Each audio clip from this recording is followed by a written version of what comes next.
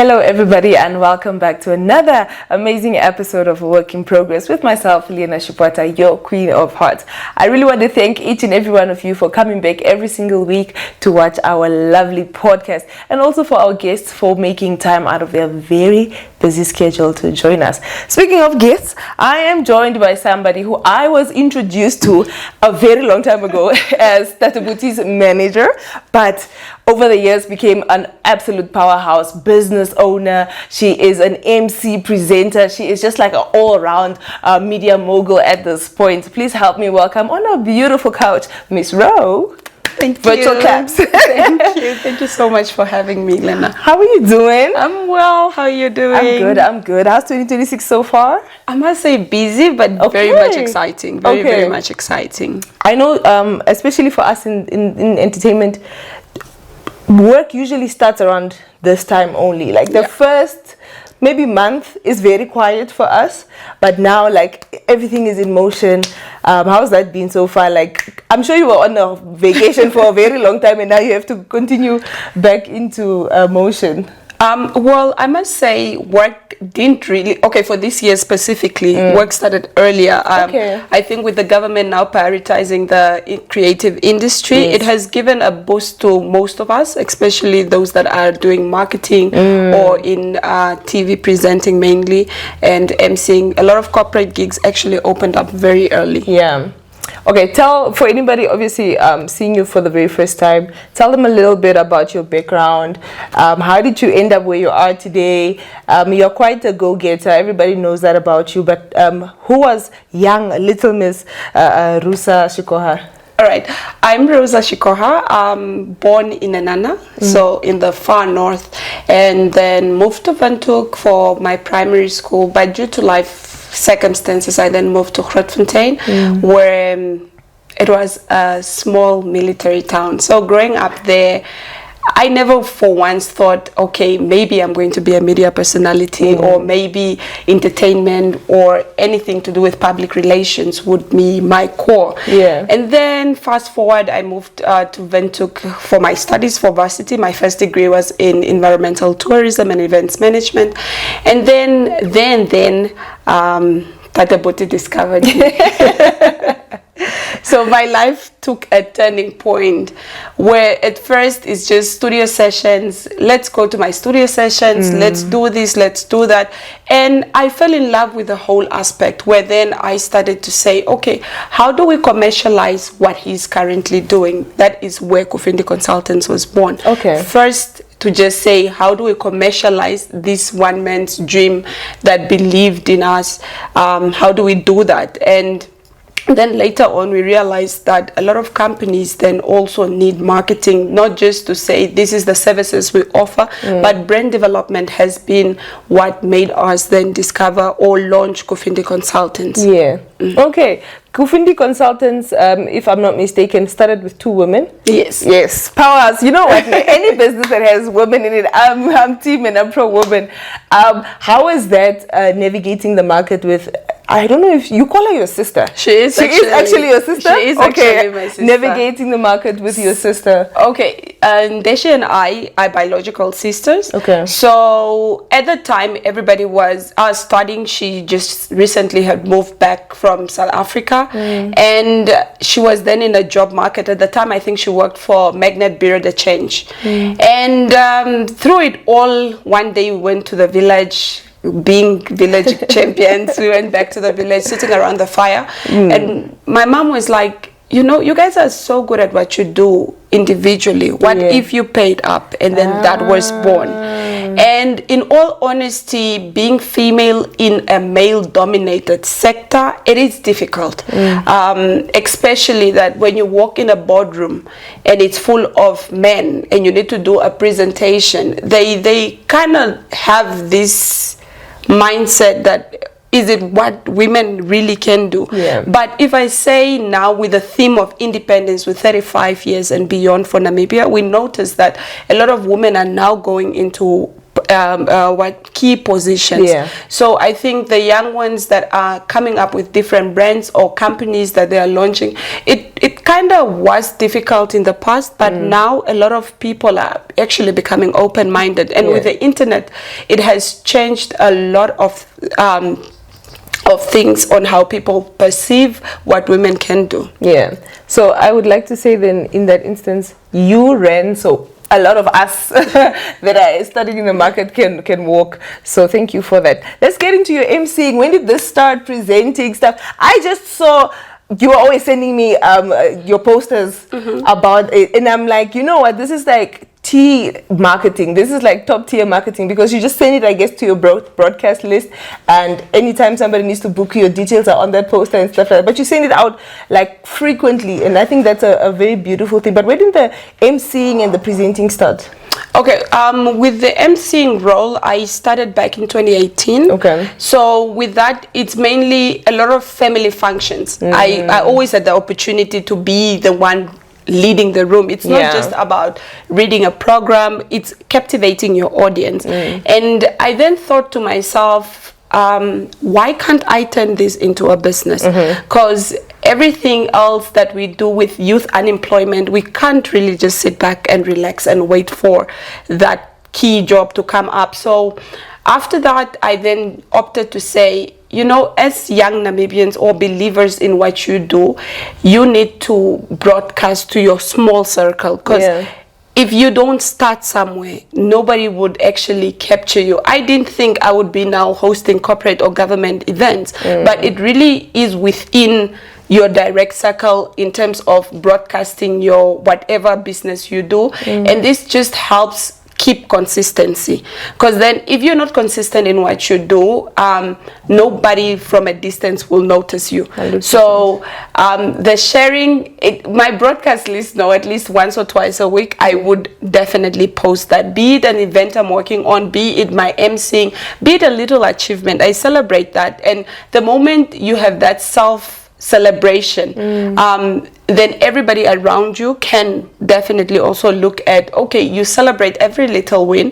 Why is it that you are the one that is booked? It's because you are consistent, you're promoting that's actually yourself. I'm glad you said that, Ne, because there's this notion in the industry that, oh, it's the very same people that are being used, but these very same people go to events and network. These very same people call people up and they're like, oh, in case you do need, I'm available. They make sure, because a lot of the times we forget that out of sight is out of mind. So if I'm not seeing Miss Rose posters on my WhatsApp every week, if I'm not seeing her at the events saying, hey, if you are free or if you are open for this event, I'm also down, whatever, I can send you, nobody's going to book you. If you're just sitting at home, and yes, you're posting your videos, yes, you're posting your pictures and your content and all of that, but like, who are you? What are your dreams? Where are you headed?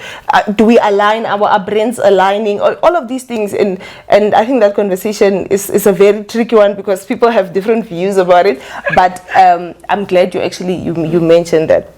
Now, you also mentioned earlier on that you studied environmental tourism and events management. Yes, that was your first degree. What was your second degree? My second degree is in journalism and media studies, where I majored mainly into communications. This is basically because, with environmental tourism, events management, that navigated through the life, when you're coming out of high school, you really do not know where you are heading. So hence why I then opted to say, journalism and media studies is my current, because at the end, if you want to perceive or to prosper in life, you need to master that art, be it via education, be it via self-taught lessons, master classes, and so. But I don't stop studying, and as of this year, I'll graduate I went back to tourism because of the environment and everything. It's key to my heart. I graduate with my postgraduate in environmental studies.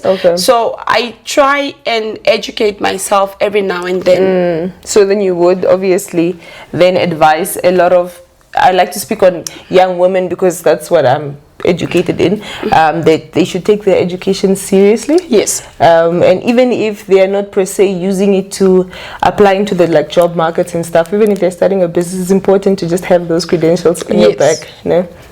I hear you. I love to have a powerhouse next to me. I absolutely love to see women bettering themselves, not for anybody else, but for their own future. But would you consider yourself a jack of all trades? I would say yes. I would really say yes. Because it takes me back to the fact where I say, you educating yourself, be it by professional school or master classes, this enhances your skills in what you do. And even if you're not using this qualification, they put you at a better understanding. Say now we are going to be marketing something on oil and gas, and we do not have the background on it, it will be blunt, and you never want to show up blunt. So that is why read a book, read the paper, align with current affairs. Yes. Yeah, okay. But they say a jack of all trades is a master to none. And I hear this mostly from men in the industry, that especially a woman that are jack of all trades, it's very important apparently to be known for one thing.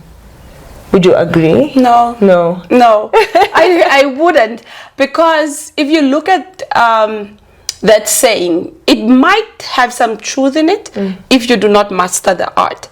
You can't, and everything you do, or everything I personally do, actually aligns. They complement each other. So that is why I really don't believe that is the truth. I'm asking because I'm exactly the same, in the same boat with doing so many things, and it's like everybody's like, oh, when are you going to focus on one thing? Like, Lena, if you are at an event, we're not actually sure. Are you emceeing? Are you organizing the event? We don't really know what you're doing. But like, for me, I always say I'm very passionate about the entertainment industry as a whole. I'm passionate about media, and the reason I went to school to study media is exactly that, because it's something I'm passionate about, and I want to be well educated and well versed around the entire sector, and not just like one specific thing, you know. Okay, but let's get to know Ms. Ro a little bit more. What do you like doing? What do you like doing in your free time? What are your hobbies outside of being a businesswoman? Okay, tennis. Oh, yes, tennis is the one thing that it's the love I have. Because growing up in Grootfontein, though it was a military town, we grew up. We were fortunate enough to say that people say colonialism comes with the negative, but Taipura van Grootfontein het seker gemaak we have everything. We had tennis courts, we had all of that. So from a tender age, I think sports has been my thing. But now growing up, tennis is still my baby. Yes. So you go, I think it's at Winter Country Club, or where is it that they play tennis now? SKW. SKW, okay. Or sometimes Country Club, if they have like indoor tennis. Yes. Okay. You need to have a lot of arm strength for tennis, no? Not really. No. I'm not doing it as a professional sport. So for me, I don't have time to go to the gym. And that love I have for tennis is the only thing that is the time I work out, per se. And how about your family dynamics? How do you balance being a daughter, a sister, and then also being a powerful woman in the industry? Okay, being a daughter, that is... it's difficult as we grow, but my parents made sure that every December, regardless of what you're doing, where you are, you go home for at least 2 weeks. Okay, 2 weeks is a very long time to be in the north. So that part, it keeps us there, whether we are at the farm in Grootfontein, or we are in the north, or we are having a family gathering elsewhere. Those 2 weeks I dedicate fully to family, and then what keeps me sane, I would believe, is my son. Because everything else I do to make sure that he has a jump start in life, right? So being all busy, up and down, traveling and all for work, I still try and be at home as much as I can to just have that, bring you back to realize that, okay, this is the reason you started. And I think that is one of the reasons why I push in whatever I do, to make sure that my clients are satisfied and I am happy with the quality of work I do.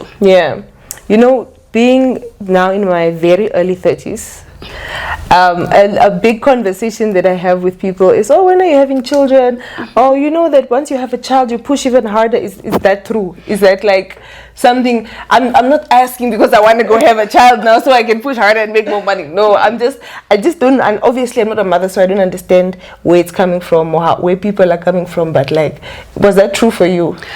In my case, I would agree. It was very true because back then, before I had my son, I was more into, okay, I'm emceeing this event, that club event, that music festival, and all of that. But after I had him, I then changed the dynamics of to say, okay, in as much as it's nice to host musical festivals and all of this, what repercussions would it have on him? So it kind of changes the way you think. It's not for everybody, but it doesn't. Yes, it's not. I'm so glad you said that. It's not for everybody. But at the end of the day, it also just gives you purpose. Depending on also your family dynamics. If you are born an only child, I think kids come with different contributions. That is really a sensitive topic to many, and being a firstborn daughter, I think a lot of us are at a point where we are like, I already had to raise my siblings. True. I had to raise my siblings. They are grown now. Can I just rest? Can I just relax a bit before I think of having a child? Are you thinking of having another child anytime soon? Not at the moment. Why not? Not at the moment. My career is at its peak. Okay. So we'll give it a few more years and then we can start having that conversation. Okay, perfect. I don't know if you are still managing Tate Buti. Yes, I am. You still are? Yes. How many years is it going to be now? It's a very long time. I believe ever since 2014 to date. Really? Yes, I still am, and maybe this is the right platform to use to announce that we're fully going to look at the area of artist and creative management for different people. Like I said, in as much as they say jack of all trade, master to none, you need to learn something in order for you to understand, in order for you to take on somebody to manage. Over the years, a lot of requests did come in. When would you start managing other artists, be it musicians, be it just visual artists?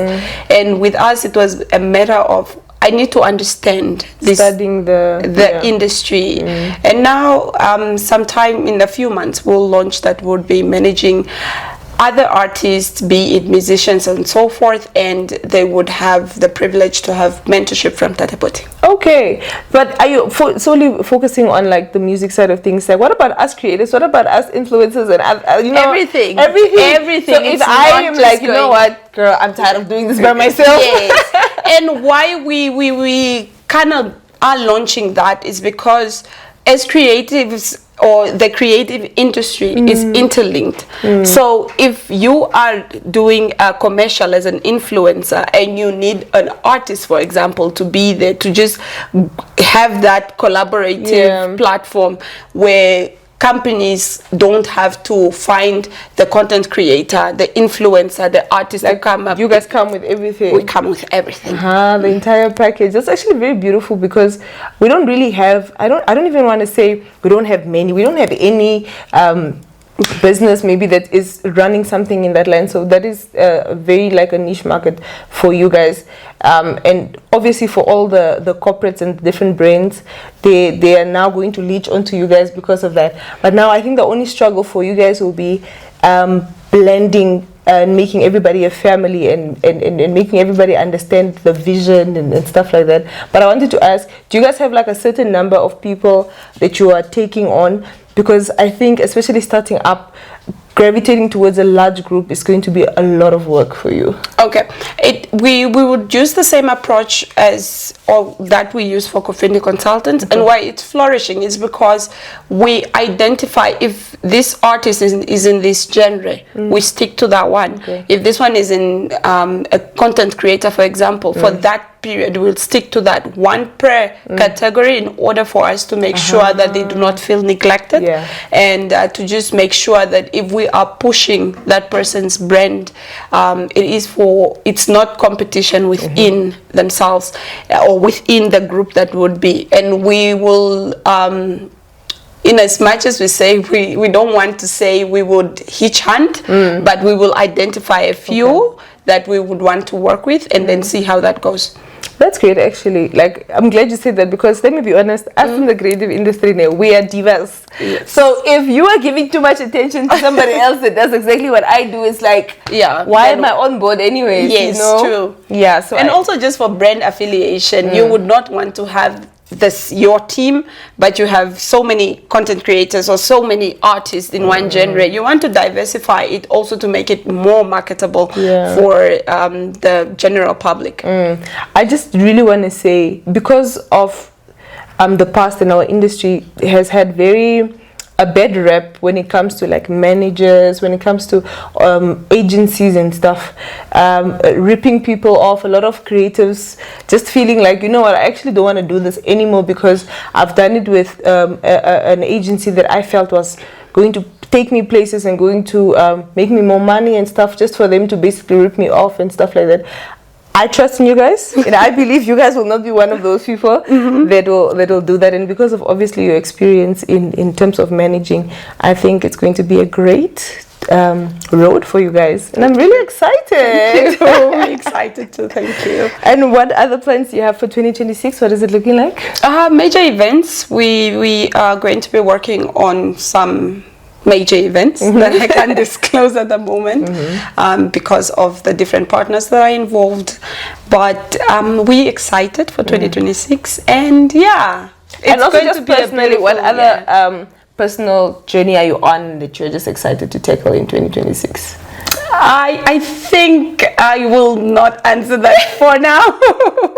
Okay. Just because, there's a lot. Okay, let me replace that question.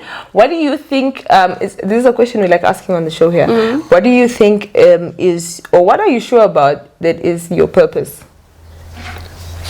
That I'm destined for greatness. Okay, I love it for you. I think everybody should have that mentality, and everybody should wake up with that positive mindset. And honestly, in as much as a lot of people speak about being great and stuff, it's very nice to see a woman, especially, I'm going to continue speaking about women, exuding greatness, walking into a room and you can just feel like this is a powerful person. I think everybody should leave their homes feeling a specific way, because energy doesn't lie. The moment you walk into a place, if you walk in there and you don't have any confidence, you don't feel like you are the best in the room, you are not going to be the best in the room. True. Yeah, but please give advice for our young girlies that are watching and they just feel like, I want to be the next Miss Ro. If you're watching, I just want to say, believe in yourself. Let your surrounding not define who you are. Every circumstance you find yourself, any hardship, any bridge, we have been there. So just believe in that vision, and guys, read. There's nothing worse than you want to be the next pilot, but you're not taking that next step into making sure that in the next 5 years you're one. So start wherever you are, believe in yourself, and don't let that criticism define your situation. No, just believe, and definitely you would become who you want to become. I can't let you go. You're saying so many things that I have like already 2 follow-up questions. Criticism. There is constructive criticism also. How are you able to differentiate between the two? Like, sometimes somebody will be giving me a pointer about something, but because of their energy, I just feel like, nah man, I don't want to take this. But then there's probably some constructive criticism in there, of which you're always supposed to take, right? Yes, true. Because I think critiques are not necessarily bad. Also, evaluate who the person is, what the person does, and a lot of people would say no, but Rousa, people are not defined by what they do. But say now you want to be a medical doctor, Lena, and somebody is telling you, but don't do this and this because of ABC, and you feel like this person is saying that because they don't want to see me succeed. It's probably because they have lived that mistake, and sometimes we need to believe and not actually leave the last person's mistake. We need to learn from them. Yeah, that's true, actually. Thank you so much, girlie. I learned so much from you. Thank you so much for having me. Thank you for pushing, for being who you are, and just for staying confident in yourself and in everything that you believe in. You don't realize this, but so many people are watching you from the outskirts and just feeling, you know what, I'm rooting for her. I don't know who she is, but I'm rooting for her, and I hope one day a lot of women can exude your confidence more than anything. Thank you so much for having me. All right, ladies and gentlemen, once again, the lovely Mishra was my guest for today. Thank you so much for sticking through up until the end. From myself, Lena Shipota, and my beautiful guest and the entire team here, it's bye and see you next time. Adios.